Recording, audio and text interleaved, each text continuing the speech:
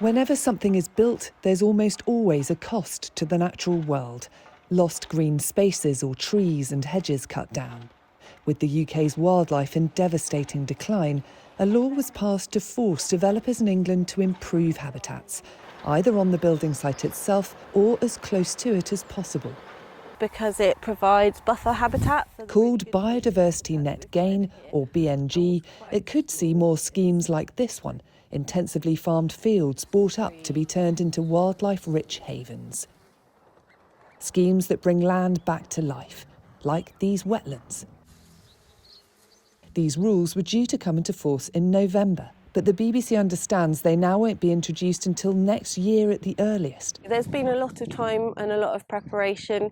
A lot of developers have done a lot of work to prepare for BNG, and a lot of local authorities have had to do that as well. So that it feels unnecessary, really, for there to be a delay, and we're quite shocked that that's where we've ended up.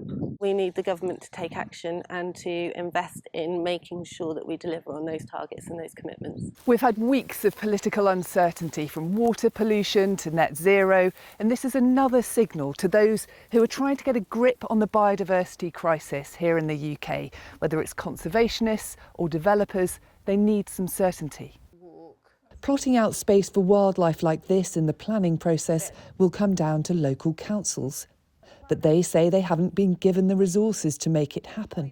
What we have found from our survey is that 61% of public sector planners say they can't yet confirm whether they've got that expertise and those resources in place. We would want to see any delay minimised with that additional resource brought in.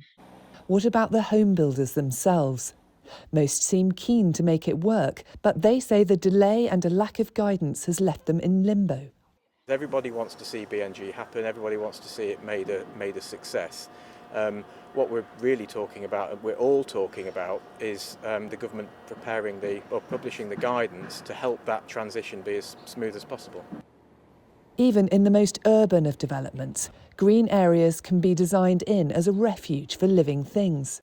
The government's advisors on nature say more will be done to make sure building does become greener. So we're working really, really hard to get this scheme up and running as well, working closely with colleagues in government, so in DEFRA and Department for Levelling Up. It is for them in terms of the actual commencement date as well. We know they're wanting to get this implemented, but we also know that people need guidance and information to get it off the ground as well. So that's what we're waiting for. And as soon as that's out, we're ready to go. The government says it's already given more than £15 million to local councils to deliver the delayed scheme.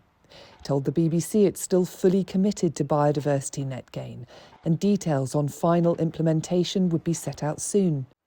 For now, though, frustrated developers and conservationists are left wondering which direction the government will take next. Claire Marshall, BBC News.